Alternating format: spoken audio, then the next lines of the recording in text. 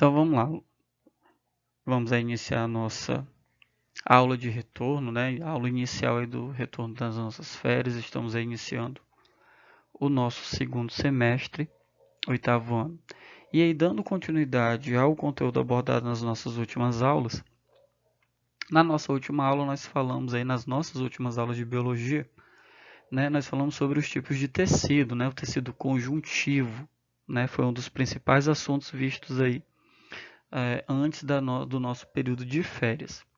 E aí, dando continuidade a isso, hoje, sexta-feira, dia 6 de agosto de 2021, nós iremos aí falar sobre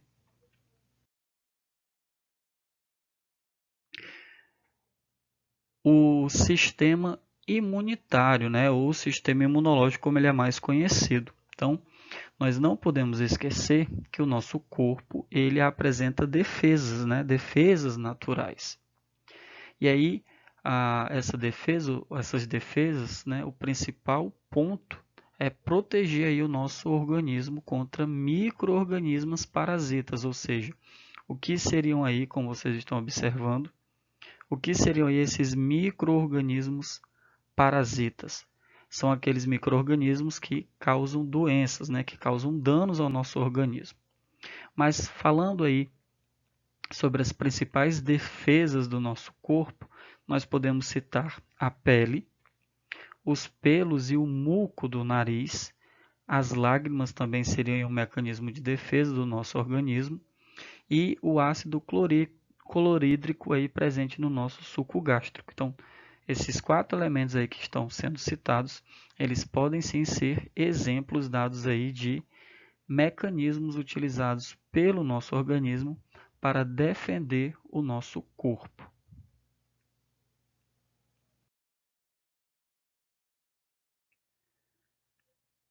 Porém, tem aí uma pequena pergunta. E se esses micro-organismos, o que acontece com o nosso corpo se eles conseguirem ultrapassar essas barreiras que foram citadas aí no nosso slide anterior? Qual seria a consequência?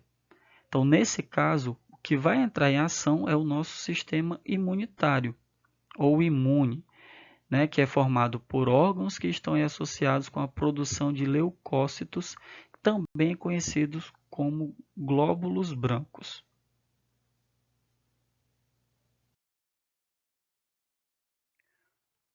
Então, esses leucócitos ou esses glóbulos brancos são células sanguíneas dotadas de núcleo. Né? Nós vimos aí que existem algumas células presentes no nosso sangue que são anucleares, né? Não possuem núcleo. E aí, conforme o tipo, apresentam tamanhos variados. Nós vamos ver mais à frente que esses leucócitos, eles possuem vários tipos de leucócitos. Nós temos vários glóbulos brancos aí no nosso corpo. A maior parte dessas células é produzida na nossa medula óssea vermelha e uma menor parte é produzida em certos órgãos do nosso corpo, como o baço e as tocilas palatinas, né? Mais conhecidas como as nossas amígdalas.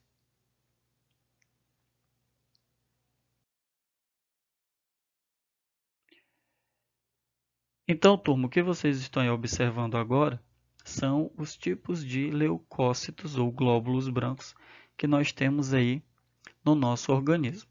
Nós temos aqui o neutrófilo, o eosinófilo, o basófilo, o linfócito. Com certeza esse linfócito aqui vocês relembram, eu já falei sobre eles aí durante as nossas aulas. O monócito e o macrófago. Okay? Então, esses são aí os 6 tipos de leucócitos que nós temos presentes no nosso organismo.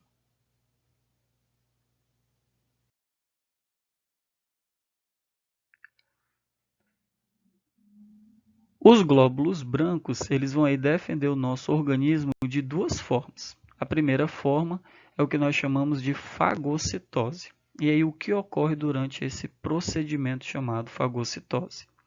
As células de defesa englobam os micro-organismos e os destrói por meio de enzimas digestórias contidas aí nos lisossomos, né? Nós já falamos aí sobre organelas presentes em nossas células e uma dessas organelas são os lisossomos, que são responsáveis pela digestão intracelular. Então, durante a fagocitose, o glóbulo branco envolve o micro-organismo e, literalmente falando, vai digeri-lo, como vocês estão aí observando na nossa imagem. Então, aqui temos o micro-organismo, o glóbulo branco vai envolvê-lo e vai digeri-lo.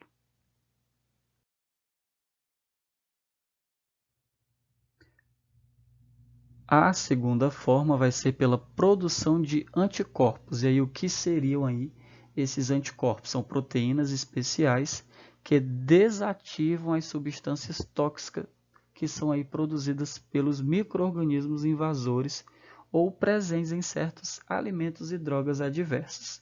Então, quando nós falamos de anticorpos, esses anticorpos são enzimas produzidas pelo nosso sistema imunitário ou sistema imunológico.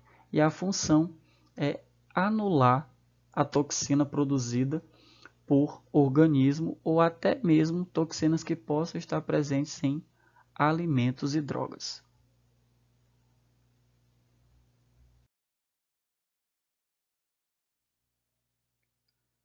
Ainda falando sobre os leucócitos, eles são capazes de sair da corrente sanguínea, que nós chamamos aí esse fenômeno de diapédese. Uma vez fora, os leucócitos deslocam-se pelos tecidos vizinhos ao vaso e chegam ao local da infecção. Durante essa batalha, muitos leucócitos morrem junto com os micro-organismos e células que foram danificadas. Esse conjunto aí forma o que nós chamamos de pus, que pode aparecer nas feridas. Então, é por esse motivo que em algumas situações, quando uma ferida está infeccionada, ocorre aí a presença, né, a formação do pus.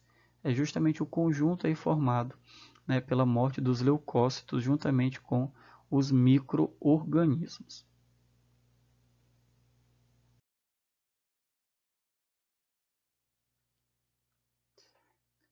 Então, turma, o que vocês estão aí observando agora na nossa imagem são os leucócitos em ação. Então, aqui nós temos o micro-organismo invasor, aqui nós temos o leucócito em processo de fagocitose, onde a célula vai envolver e digerir aí o micro-organismo. O que vocês também estão percebendo aqui é que esses leucócitos eles estão presentes aí na nossa corrente sanguínea junto com os glóbulos vermelhos, né, que são aquelas células que dão coloração avermelhada ao nosso sangue. Então está aqui o leucócito, ele vai justamente na região aí onde está ocorrendo a infecção. Então é dessa forma aí que os leucócitos agem na defesa do nosso organismo.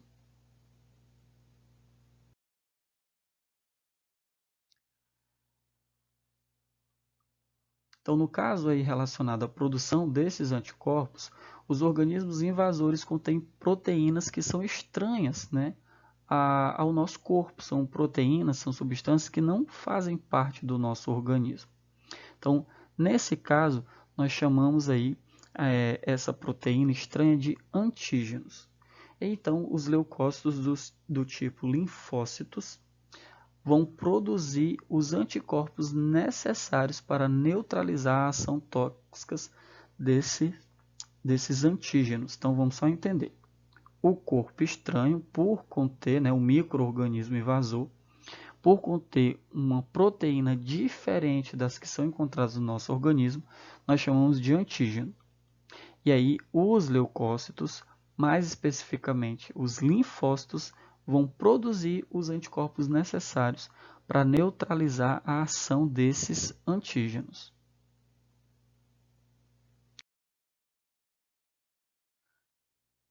Alguns linfócitos atuam como células de memória. Olha só que interessante. Então, como vocês bem sabem, algumas doenças, né, como a catapora, por exemplo, nós só contraímos uma única vez. Por quê? Porque nós temos células especializadas que vão armazenar a informação do antígeno. Então, é justamente o que nós chamamos de células de memória. Assim, mesmo depois da cura da doença, essas células são capazes de voltar a produzir os anticorpos, caso o organismo, esse micro-organismo, seja novamente infectado. Por isso, existem doenças, como eu acabei de falar, que temos somente uma única vez. Além da catapora, nós ainda podemos citar, como casos dessas doenças, a cachumba e a rubéola. Porém, devemos lembrar de um detalhe. Os anticorpos são altamente específicos. O que isso significa? Que eles servem para uma determinada doença e não servem para outros tipos, certo? Então, por exemplo, por que a gente contrai a gripe mais de uma vez? Porque o vírus da gripe ele vai sofrendo mutação. Então, aquela memória que foi armazenada não serve para aquele tipo, de vírus, porque ele já sofreu mutação. O seu material genético já foi modificado. Então, por isso que algumas doenças a gente contrai mais de uma vez, como é o caso do resfriado, do vírus da gripe.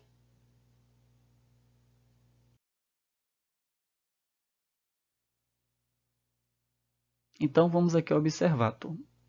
Temos aqui os linfócitos e temos aqui o antígeno, que é aquele corpo estranho, que é o micro-organismo patogênico. Então, o que é que vocês estão observando?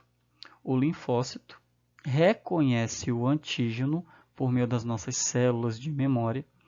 Os anticorpos produzidos pelas células de memória já vão aí atacar, já vão neutralizar os micro-organismos invasores, os micro-organismos aí que poderiam nos ocasionar doenças, mas que nesse caso não vão mais ocasionar porque nós já temos aí os anticorpos, especializados para neutralizar a ação do antígeno.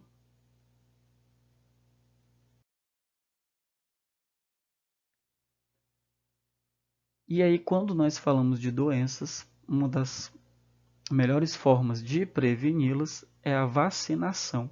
Então, a gente vai entender aí um pouquinho melhor sobre as vacinas. Então, doenças provocadas por vírus ou bactérias são evitadas, porque nesse caso aí a gente pode contrair mais de uma vez, então a melhor forma de se prevenir é por meio da vacinação. Então, as vacinas elas vão induzir o nosso sistema imunitário a produzir os anticorpos específicos contra determinados micro-organismos. E aí, caso haja uma invasão na pessoa vacinada, os anticorpos já vão existir e isso vai impedir que a doença se instale, que a doença se manifeste.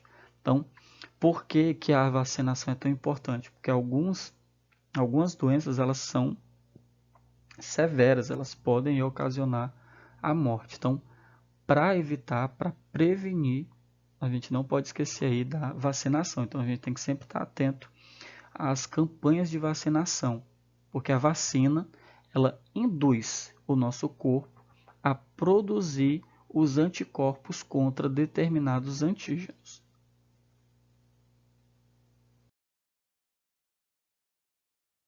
Então, vamos aqui entender como é que a vacina vai induzir o nosso organismo a produzir esses anticorpos. Então, na vacina, nós teremos aí mecanismos que vão estimular o nosso sistema imunológico a produzir esses anticorpos específicos para aquele determinado tipo de doença.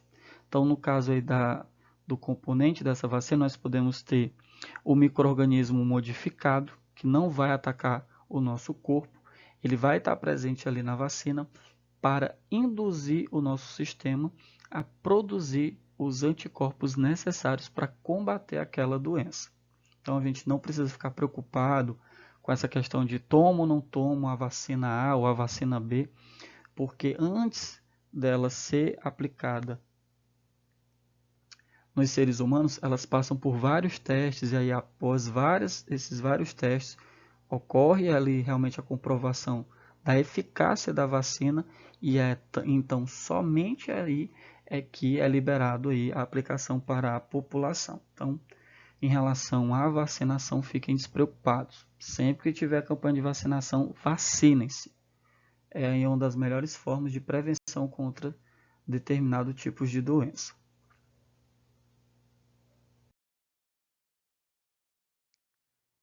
Além da vacina, turma, existe o soro, e aí existe uma diferença entre esses dois componentes. Enquanto a vacina induz o organismo a produzir anticorpos, o soro ele já vai conter. Então, olha só, vamos imaginar aí que o organismo de uma pessoa infectada não consiga produzir anticorpos que necessita para combater aquela doença. E aí, por qual motivo? E aí a gente pode citar como exemplo por não haver um tempo hábil, ou por se encontrar aí, a pessoa se encontrar num estado muito debilitado, aí o sistema imunológico está fragilizado e não vai conseguir combater a infecção, não vai conseguir produzir esses anticorpos. Então, nesse caso, o conselho é tomar o soro. Por quê?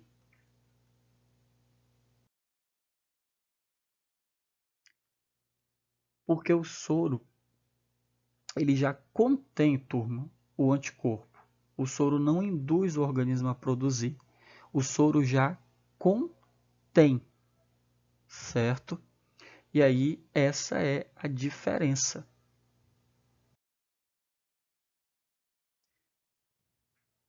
Então vamos só listar aqui, galera, algumas diferenças aí entre soro e vacina. Então o soro, diferente das vacinas, porque como eu já falei, contém um anticorpo que o organismo necessita para curar a enfermidade.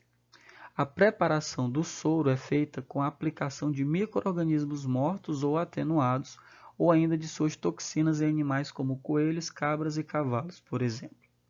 E depois da produção dos anticorpos por esses animais que foram citados, parte do sangue deles é coletado e aí sim vão ser usadas técnicas para isolar os anticorpos para a produção do soro.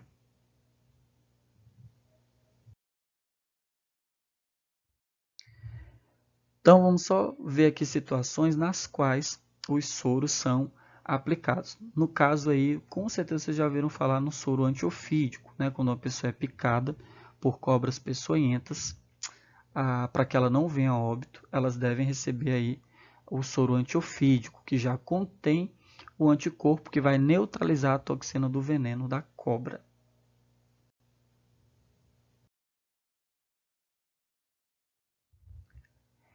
Então, turma, a ciência vai oferecer uma série de medicamentos capazes de combater o desenvolvimento de micro-organismos em nossos corpos.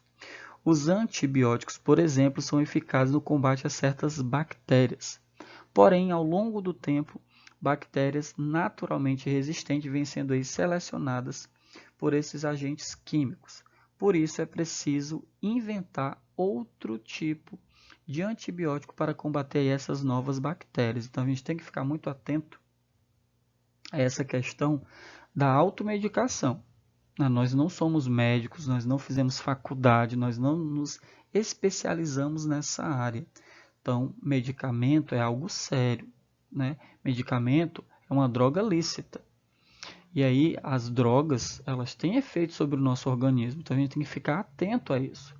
Eu não posso estar me automedicando porque, em vez de eu estar combatendo a doença, digamos assim, eu posso estar fortificando o micro-organismo que está ocasionando essa doença no meu organismo. Então, medicamento, principalmente antibióticos, somente com prescrição médica.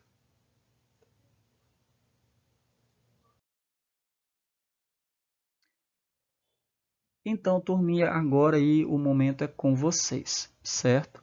Vai estar aí disponibilizado na sala virtual de vocês no Classroom algumas questões, vocês irão respondê-las e vão me mandar a resolução em anexo, como vocês já estão habituados a fazer, certo? Então, oitavo ano, bom final de semana, né, que vocês realmente possam estar atentos à realização dessas atividades, que vocês possam assistir essas aulas na íntegra, né? Não fiquem pausando ou antecipando o vídeo. Ficou com dúvida? Pausa o vídeo, faz a anotação aí no caderno de vocês, mas não fiquem sem acompanhar essas aulas. Então, forte abraço e até a nossa próxima aula. Até próxima sexta-feira.